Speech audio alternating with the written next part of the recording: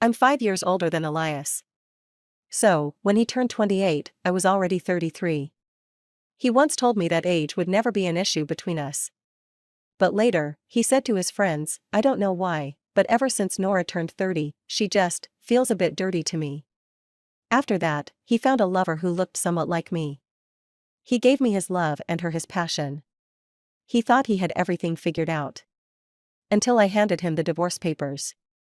I smiled and told him, you know, dating and marrying an older woman has a big perk. I know how to play, and I know when to walk away.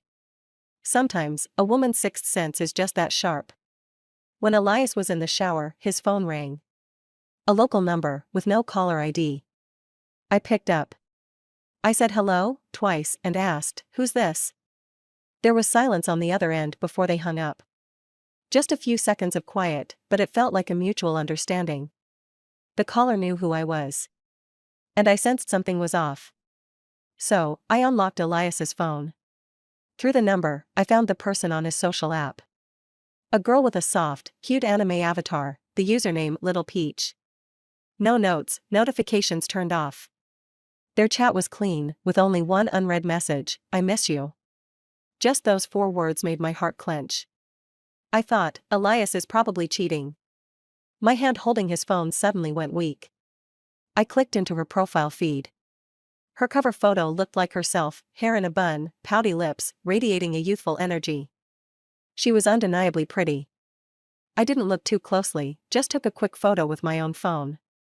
Her feed had quite a bit of content. I scrolled quickly until one post caught my eye. She said, when you transfer, it has to be exactly $199. Not a penny more. Attached was a screenshot. A chat with Elias. His contact was saved as Princess's caretaker. She asked Elias, where's my $199 that you promised? Elias transferred her $20,000. She declined it and sent it back. I only want $199. Elias replied with an ellipsis, but eventually sent her that amount. She said, do you know what $199 means? It means I want to be with you forever. I kept a straight face, taking screenshots for evidence. After exiting her feed, I went into Elias's bank statements. I looked through every single transfer between them. One after another, from top to bottom, it was endless. The most consistent large transfer was $50,000 at the beginning of each month. It had been going on for 3 months. Besides that, there were amounts of $10,000, $20,000, $1,000, $2,000, even small sums like $100 or $200.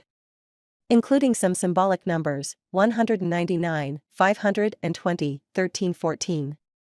I documented each one. I was calm the entire time. Even remembered to mark their chat as unread before I exited. What's wrong? You're zoning out.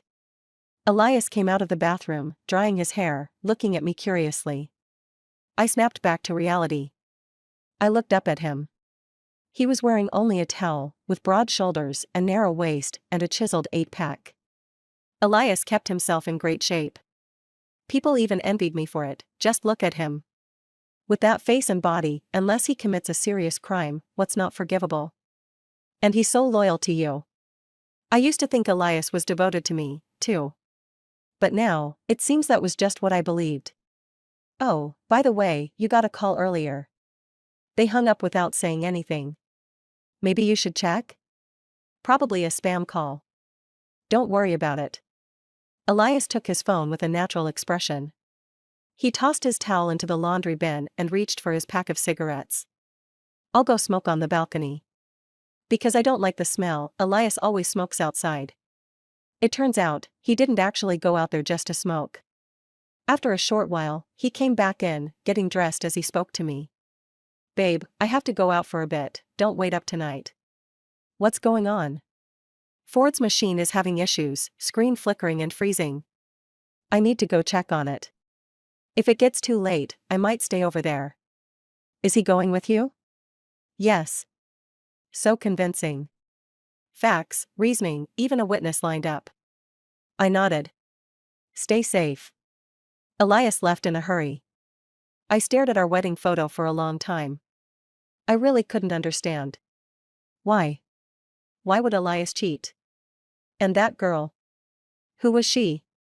Her face, her financial exchanges with Elias, those social media posts.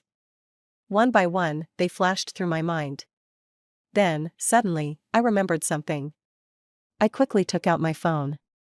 I'd seen this girl before. It was about half a year ago. Elias had gotten into a fight and was taken to the police station. I went to bail him out. He was mostly fine, just a bruise on his cheekbone. But he seemed on edge, with a fierce look in his eyes, full of aggression. I hadn't seen that side of him since his teenage years. He'd beaten the other guy badly. No doubt he'd gone all out. The other guy was demanding an apology and compensation. Elias sneered. If I hadn't held him back, he would have lunged at him again. After it was settled, I was leading him out when a girl in a work uniform rushed over. She thanked Elias profusely, saying, "Sir, I don't know what I would have done if it weren't for you today." "Really, thank you so much." I froze, looking at Elias. He looked annoyed. "I suggest you find a new job." The girl looked dejected. "If I could, I would." Elias's expression grew even more impatient, and he interrupted her. "Not my problem. Do whatever you want." Alice had come with me that day. As Elias brushed past the girl and strode away, Alice held me back. "Don't you think she looks a little like you?"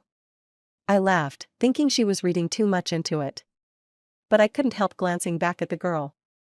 The image from my memory overlapped with the photo in front of me. It was her. Elias stayed out all night. When he finally came back the next evening, he brought me dessert. "From your favorite place." I stood in line forever. "You eat, I'll go shower." "Sure." Elias headed for the bathroom. I grabbed my spare key and the dessert box, then went straight to the underground garage. The car had been washed spotless. The passenger seat was adjusted to my usual setting. Nothing seemed out of place. But that wasn't what I was after. I wanted the dash cam. I checked all the recordings from yesterday to today. Elias had driven to a university on the south side of the city. He called the girl, saying just 2 words, "Come down." She hopped into the passenger seat, all smiles. Sounds of kissing, heavy breathing. "Have you touched that old woman?" "Shut up. Did you touch her or not?" Elias's voice was hoarse, filled with desire. "What do you think?" The girl, pleased with herself, replied, "You're all mine. Don't beg for mercy later." The speed of the car showed the driver's urgency. It parked at a nearby apartment complex. The next footage appeared the following morning at 10, showing only Elias alone. The silent video played on. I sat in the car, my body rigid, my muscles straining with pain. I raised a hand to turn off the video when I heard a ringtone. It was Max, one of Elias's friends. "Where are you? Why aren't you here yet?" "On my way." "Wow, not like you to be this late. Did you go see your little peach again?" Elias chuckled. "Real or not, I can't tell with you. I thought you were just playing around. Why has this turned into a long-term thing? Aren't you madly in love with Nora? How did this become an affair?" Elias seemed stumped by the question. After a long pause, he finally said, "Nora's 33 now." "So?" "I don't know why, but ever since she turned 30, she just feels a bit dirty to me." "How long has it been since Elias touched me?" I wondered as I smoked a cigarette. "It was about 6 months ago, I think." Around that time, my workload intensified. To get promoted, I worked late and pulled all-nighters. Every night when I got home, I just wanted to sleep. Elias would hug me and try to kiss me, but I'd push him away. "Not now. I'm exhausted. Next time, okay?" The first time, he didn't mind, he was even worried about me. The second time, he was a bit annoyed but held back. The third time, he was furious, storming out and slamming the door. Later, I found him at a bar. I knew it wasn't good for us, so I wrapped my arms around his neck, letting him kiss me, even though his kiss was rough. That time wasn't pleasant, I actually felt pain. Elias noticed and stopped quickly. That night, he turned away from me in bed, the first time he hadn't pulled me into his arms. I felt helpless, not knowing how to fix things or how to make it up to him. But he found his way to comfort himself first. He said it was his fault, that he'd been too impatient. Don't think too much about it. Don't take it to heart. When you're done with work, we'll go on a vacation. I thought that was the end of it. He was still good to me. Even though he no longer held me in his sleep, even though it had been 6 months since we were intimate, he was still good to me. But now, he said he thought I was dirty. That single word, since the moment I heard it, I shudder every time I recall it. The hand holding my cigarette trembles. Ash falls onto my hand, burning me.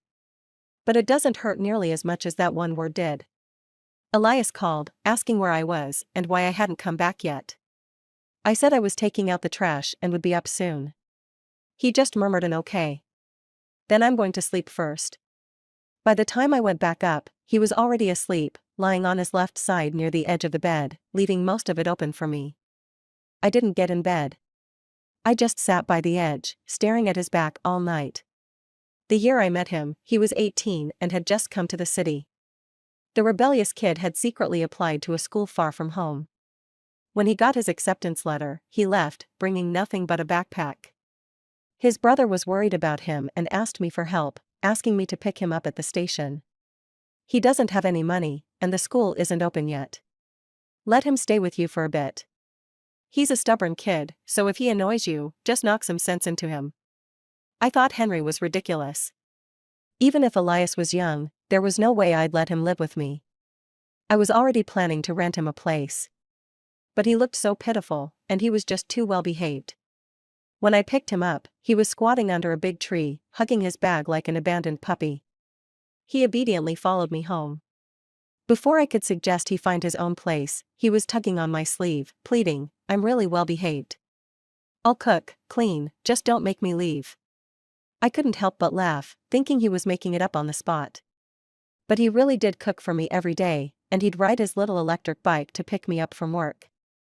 Because of him, my quiet rented apartment suddenly felt lively.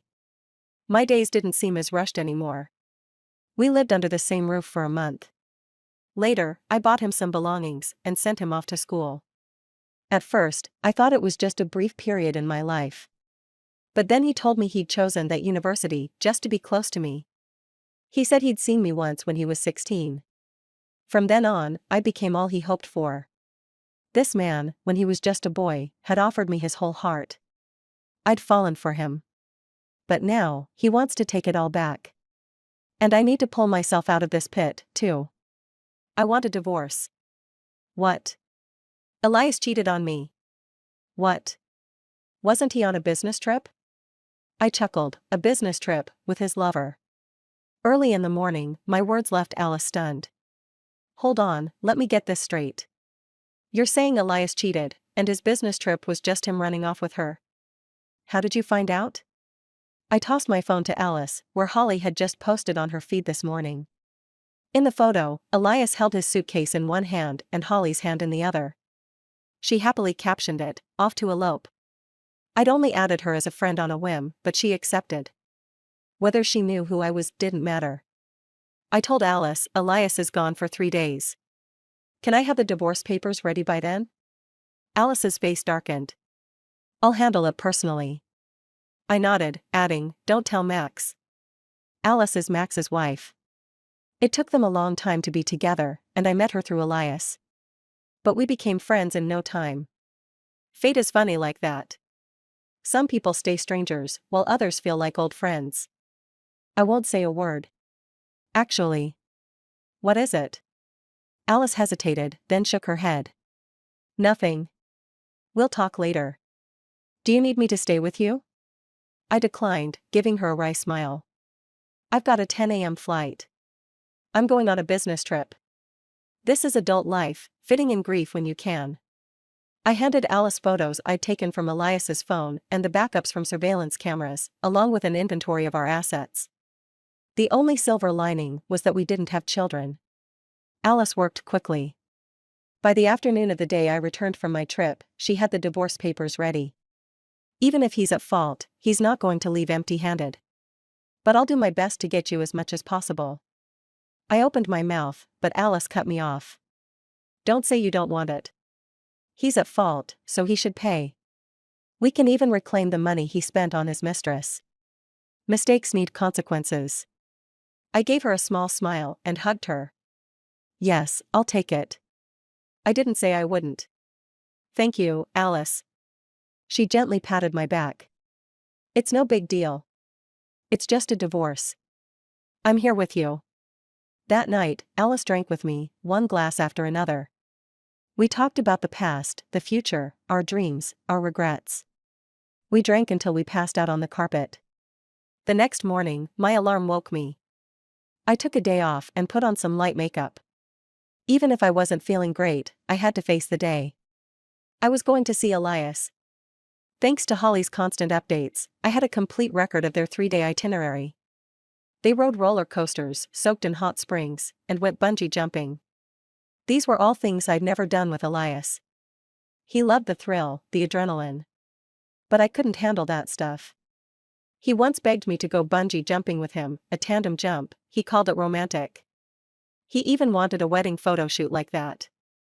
But standing at the edge, I couldn't take that step. Elias said it was okay. But I knew he was disappointed. Thinking about it now, there were so many ways Elias and I just didn't match. When we were madly in love, we said love conquers all. Looking back now, one of us was lying. When Elias came out, he was wearing sunglasses, looking indifferent. Holly clung to his arm, chatting away. She walked with a spring in her step, her face radiating with a sweet, innocent charm. Next time we come, okay? For your birthday, it'll be our first. Elias. I raised my hand and called his name loudly. Holly didn't seem to hear me, continuing to talk, but Elias stopped in his tracks. He pushed Holly aside, quickly turning to face me. For a moment, he looked at me as if I were a threat. Holly's courage faltered when she saw me. She stood there hesitantly, wanting to get closer to Elias, but not daring to. She looked pitiful enough to stir sympathy. Elias quickly regained his composure. He told Holly, "Go on ahead."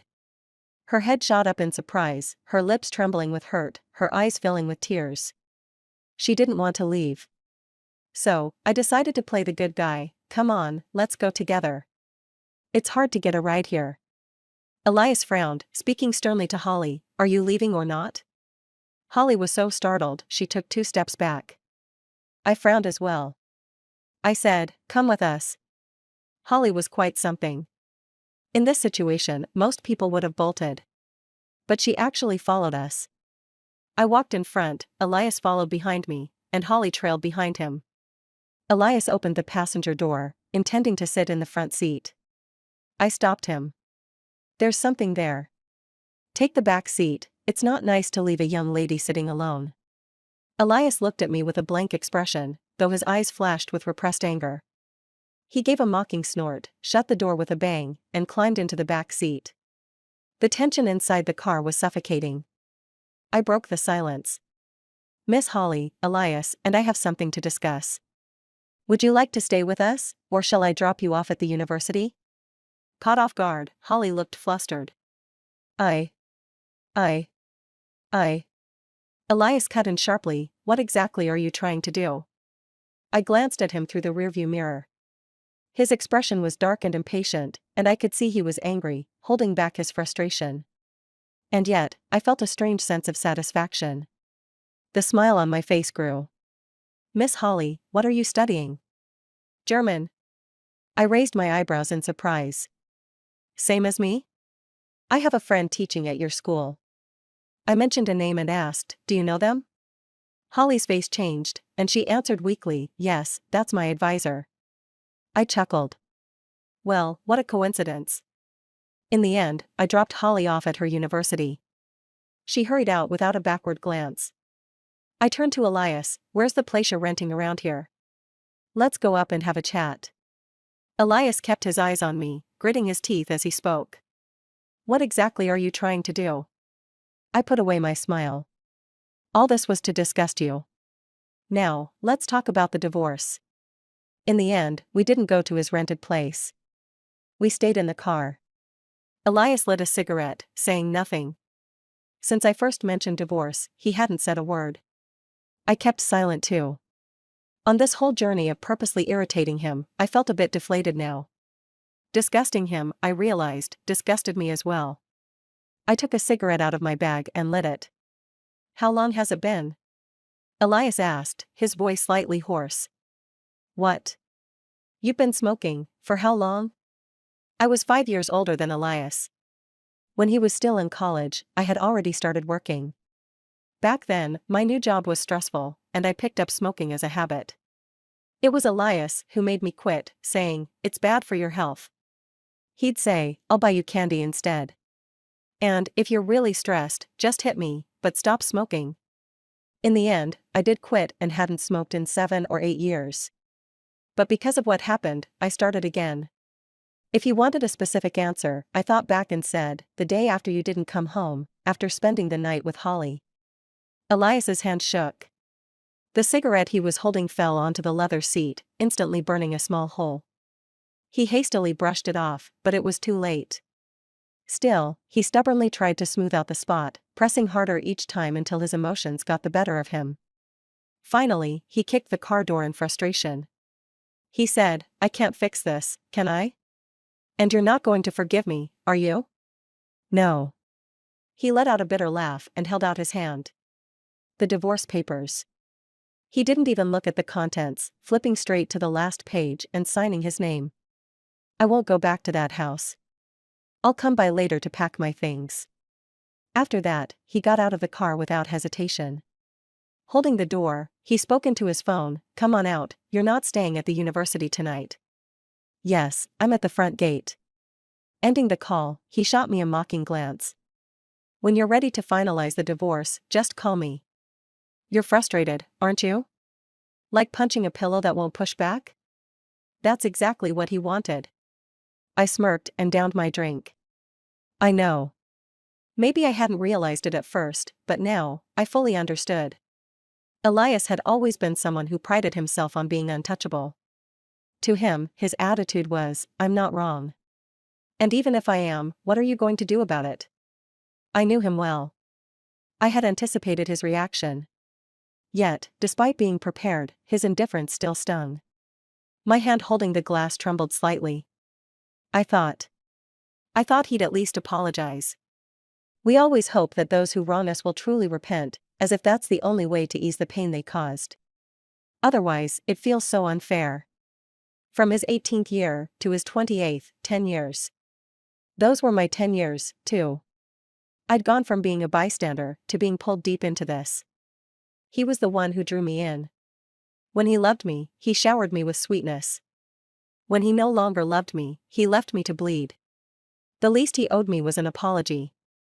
The endless cycle of negative emotions finally pushed me to my breaking point. I took 2 days off from work.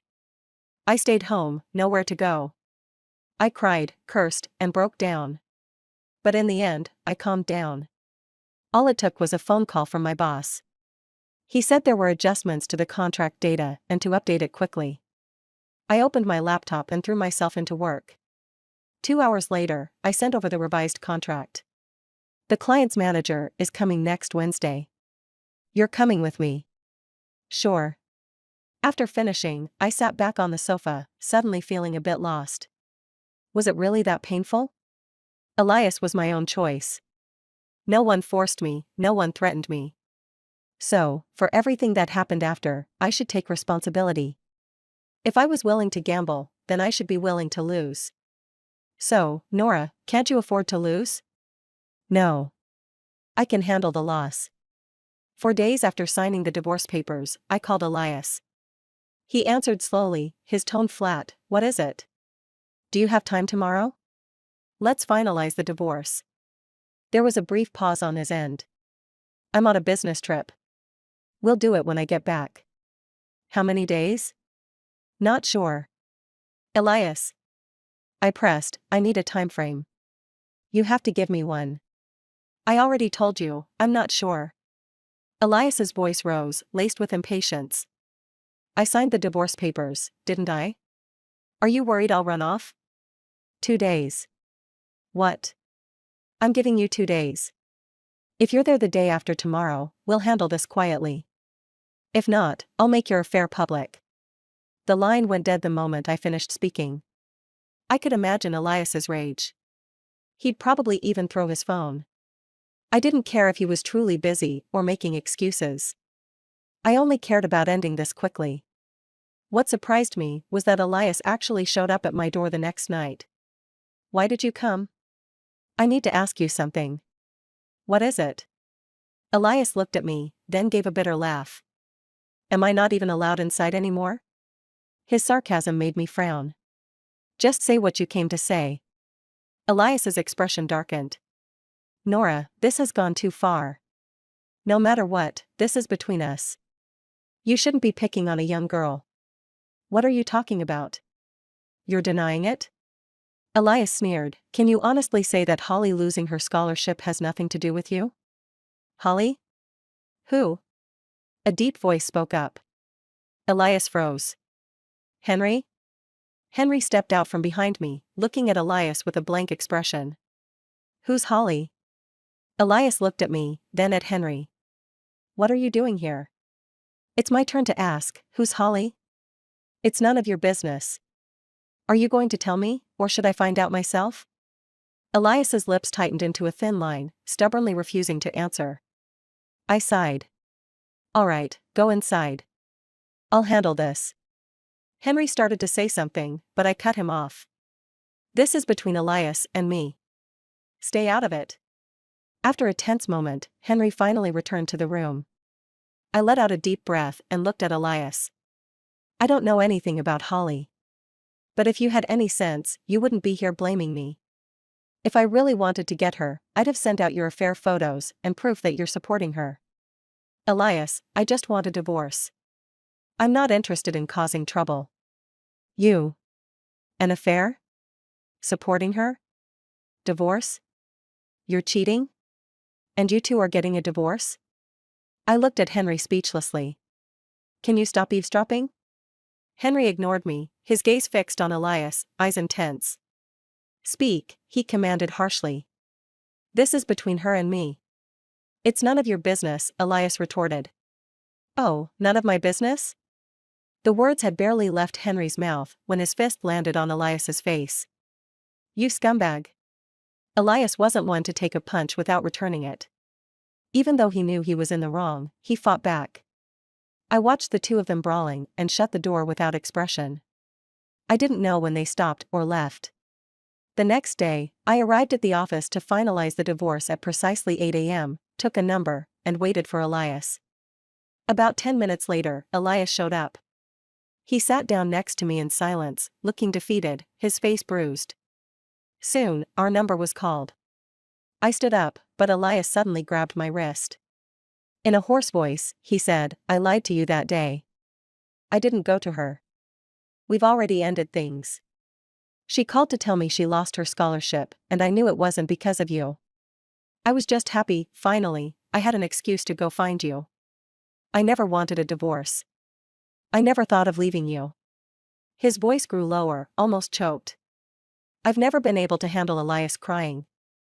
The only reason I agreed to be with him was because he looked at me with teary eyes back then. But now. "Elias, your crying is disgusting." Elias's grip on my hand tightened. He was stunned, and after a long pause, he looked at me, dazed. "What did you say?" I pulled my hand free, tore up the number slip in my hand, and took a new one. "We never actually sat down to talk about this from the start. You never asked how I found out about your affair, or what I knew. Let's go over the whole thing. About 6 months ago, things stopped working well between us.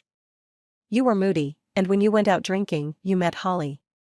Maybe it was because she resembled me slightly, or maybe it was just because she was younger and livelier, but you couldn't hold back and cheated. Cheating is wrong, but to justify it, you started finding faults in me. You said that since I turned 30, I seemed dirty to you, because of the fine lines on my face, because my figure wasn't what it used to be. You said I was like a withering flower, giving off a stench even from afar. When you said those cruel things, Elias, did you know how disgusting you looked to me?" I started questioning myself, wondering how blind I was to step into this mess. "I got dog poop on my shoe, and the dog poop even had the nerve to say my shoe stinks." My harsh words tore apart the last bit of dignity between us. The divorce process went smoothly. No entanglement, no argument. The clerk reminded us to come back in a month to get the divorce certificate. I nodded. Elias had already gotten up to leave. I called after him. When are you coming to pack up your things? He didn't even turn around. Throw them out. Throw them out? That was never going to happen. In the end, it was Henry who packed up his belongings. Afterward, he cooked dinner himself and opened a bottle of wine. Care to join me for a drink? He asked. I didn't refuse. Henry drank quickly. After a glass, he looked down and said, I had no idea Elias felt that way about you back then. If I had known. I chuckled and shook my head. What would it have changed? Would he have cut off this ill-fated relationship from the start? Regrets like that were meaningless. Neither family approved of us being together back then. I still remember Elias saying, I don't know if I'll regret being with her in the future. I just know that if I don't try now, I'll definitely regret it. Is that why you stayed with him? I shook my head. No. It's just, I was thinking the same way at the time. I rested my chin on my hand, swirling my wine. Looking back, I was braver in my 20s. I dared to plan a future with a guy 5 years younger. But now, I'm not so sure. I'm not even certain if I can start another relationship. Nora. Henry looked at me with a complex expression, guilt, sympathy, and something I couldn't quite read. I gave him a reassuring smile. Don't worry about me. I just realized something. Love is intense when it arrives and utterly destructive when it leaves. The things others give you never last. But that's okay. In this world, people die from illness, and people die from poverty, but I've never heard of anyone dying from a lack of love. I was probably a little drunk. And with Henry, an old friend across from me, I rambled on for a long time. Henry listened in silence, not saying a word. The next day, when I woke up, he was gone. He'd left a note saying he had an early flight and couldn't wait to say goodbye. He said he'd met someone special and planned to start a relationship with her after this trip. Nora, take care. With my mind cleared after the divorce, I quickly refocused on work. My busy schedule left no time for self-pity, which helped ease my emotions. I hadn't thought about Elias in a long time. Until Max called. Nora, I know I shouldn't be contacting you, but Elias has been hospitalized twice in the past 2 weeks for alcohol poisoning. No one can stop him. You're the only one who can talk some sense into him. Nora, Elias knows he was wrong. Max didn't expect to convince me, so he looked shocked when I showed up at the hospital. He stood up quickly and gave me his seat. You two talk. I'll go outside for a smoke. I gave him a disapproving look. Still smoking? Isn't Alice pregnant? Max froze, looking uncomfortable. He raised his hand and left without another word. When I turned back, I found Elias staring at me. He averted his gaze when our eyes met. Elias. I'd barely started speaking when he cut me off urgently. My arm hurts. My left arm. It hurts whenever it rains. That year, we didn't see each other for 6 months. I told you my dad had grounded me, but actually, I was in the hospital. My dad broke my arm. I didn't tell you because I didn't want you to worry. Why are you telling me now? Elias looked up, his gaze tentative. I forced a smile. Now isn't the time for that, Elias. If you'd told me back then, I'd have felt sympathy and thought you'd sacrificed for me. But now, Elias, that was your own decision, a sacrifice you made to be with someone you loved. Whatever the cost, you bear it alone. Just like I chose you, and when you cheated, I had to bear that alone too. The hope in Elias's eyes dimmed as he looked away. If you're not even willing to give me a chance, why did you come? I looked down at him. I came to tell you, don't kill yourself, and don't delay our registration in 2 weeks.